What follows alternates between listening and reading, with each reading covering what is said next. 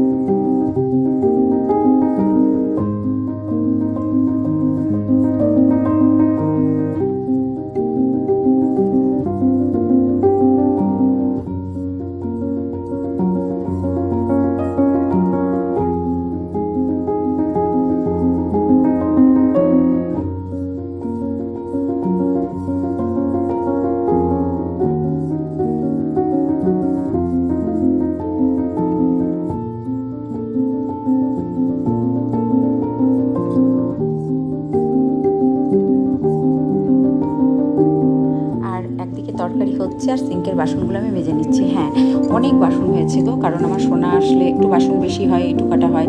তো অত তো রুমকিকে মাজতে দেওয়া যায় না, মাজতে দেওয়া ঠিকও না, কারণ ও কত মাজবে, ও তো সেই সকালে আসবে। আর কিছু বাসন আমার লাগে, হ্যাঁ, এক্সট্রা থাকলেও লাগে। তো তরকারিতে জল ঢেলে দিয়ে জল দিয়ে দিলাম। আর এখানে আমি একটু ভাজা কলাইয়ের ডাল বসাবো, যেটা আমি, আমার সোনা, আমার কান্তিবাবু সকলেই খেতে ভালোবাসি। তো প্রেশারে হুইসিল দেওয়ার আগে একটু দিলাম, তেল দিলাম যাতে জলটা না পড়ে। আর এই যে বোতলগুলো না খুব নোংরা হয়েছে, তো বোতলগুলো একটু ধুয়ে নিলাম। আর জানো তো, আর কোথায় বোতল, আমি মানে আমার হাতের কাছে মোটের ওপর এখন 3টে বোতল। আর যে বোতলগুলো কোথায় গেছে আমি খুঁজে পাচ্ছি না, হয়তো কান্তিবাবু দোকানে নিয়ে গেছে, কবে কবে নিয়ে গেছে আমি জানিও না। তো বোতলে জল ভরাটা একটা বড় কাজ।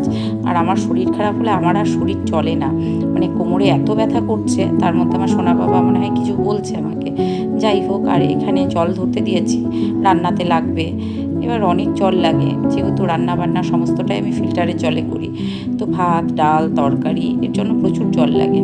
তো বাবা কি একটা এসে বললো আমাকে, তাই আমি বললাম হ্যাঁ সেটাই। যাই হোক, মা ছেলেতে কথা হচ্ছে। আর তরকারিতে একটু শস্য বাটা দেবো, কারণ হচ্ছে এই যে তরকারিতে অল্প একটু শস্য বাটা দেওয়া লাগে, দিলে তরকারিটা খেতে ভালো লাগে। তো হ্যাঁ, কালকে প্রত্যেকটা রান্নাই খুব ভালো হয়েছিল। আমি পরে অবশ্যই এখন ভয়েস ওভার দিচ্ছি, তো প্রত্যেকটা রান্নাই খুব সুন্দর হয়েছিল। আর ভাজা কলাইয়ের ডাল বলো বা বিউলির ডাল বলো, যাতেই বলো না কেন, একটু মৌরি বাটা দিতে হয়। তো সেটার জন্য আরও শিলপাটাটা বাটলাম, মৌরিটা বেটে নিই, বেটে নিয়ে তারপরে কলাইয়ের ডালে দেবো।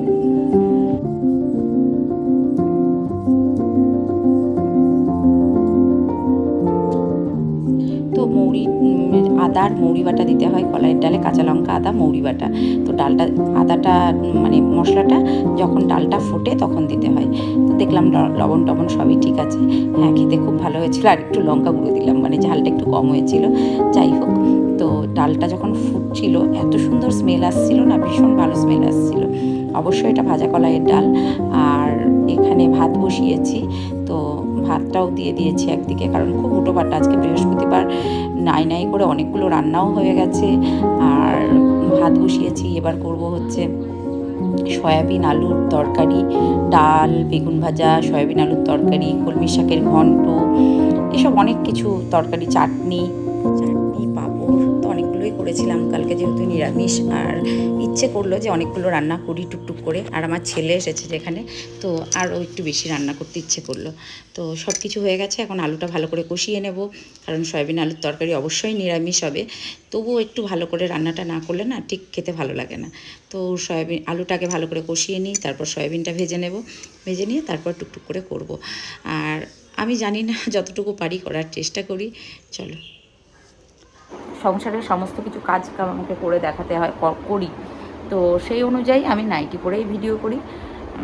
প্লিজ বেনারসি বা পিওর সিল্ক যাই বলো না কেন, তোমরা হয়তো বাড়িতে পরতে পারো, বাট আমার অতটা বিলাসিতা নেই, তার জন্য আমি নাইটি পরেই ভিডিও করি। তোমাদের যদি দেখতে ভালো লাগে খুব ভালো কথা, দেখতে না ভালো লাগলে আরও ভালো কথা। হ্যাঁ, নাইটিটা কোনো খারাপ পোশাক নয় আমি মনে করি। তো তোমরা সমাজকে যেভাবে যেরকম পোশাক পরে বার্তা দিচ্ছ, আমার মনে হয় তার থেকে আমি অনেক ভালো বার্তা দিচ্ছি।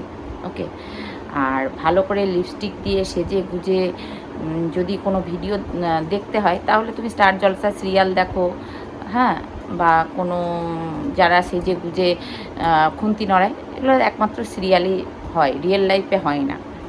আর তোমাদেরকে তো আমি খুব চিনি, তোমরা আমার লোকালিটিতেই থাকো, তোমরাও কিছু রিলস পিস করো দেখি মাঝে মাঝে, খুব একটা দেখার রুচি আসে না, ওই স্ক্রল করতে করতে মাঝে মাঝে চলে আসে, এই আর কি। কারণ তোমাদের দেখার মতো ইচ্ছে নেই, ওই স্ক্রল করি, স্ক্রল করতে করতে চলে আসে, আবার স্ক্রল করে দিই। ওকে, তো তোমরা যে পোশাক পরে করছো বা যা করছো, তোমরা সমাজকে কি বার্তা দিচ্ছ প্লিজ একটু দেখো, ভেবে দেখো।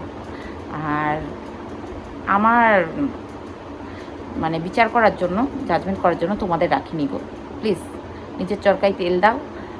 আমি কি করলাম, আমি কি পড়লাম, আমি কার সাথে দোল খেললাম, আমি কি করছি না করছি, এগুলো নাই বা ভাবলে, তাই না? নিজের সংসারে অনেক কাজ আছে, করো। বারবার যেটা আমি বলি যে নিজের সংসারে অনেক কাজ আছে, সেগুলো করো।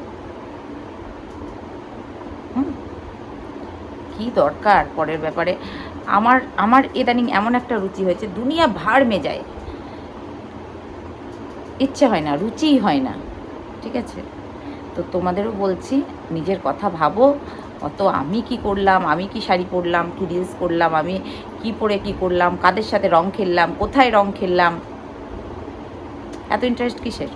আর রং খেলা তোমরা খেলেছো বলে তোমাদের দেখা দেখি রং খেলা, এটা কি তোমাদের একমাত্র অধিকার যে তোমরাই একা রং খেলবে সারা বিশ্ব জুড়ে, আর কেউ খেলতে পারবে না?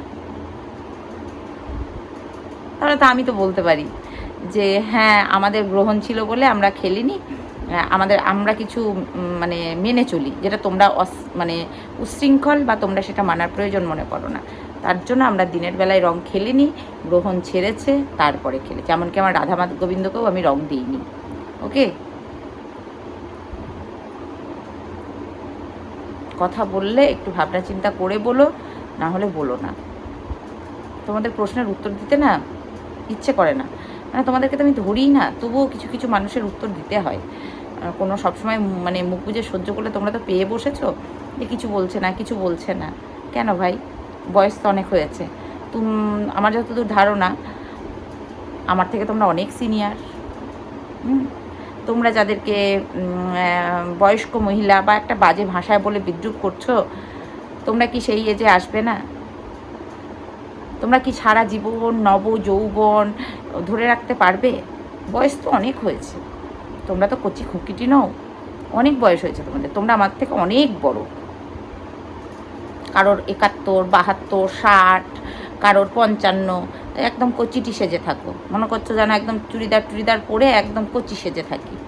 ওনাদেরকে বিদ্রুপ করছো যে বয়স্ক মহিলাদের নিয়ে ঝুমাই করছে, ওই করছে, কেন? যত সব বোধ বুদ্ধি কিচ্ছু নেই তোমাদের।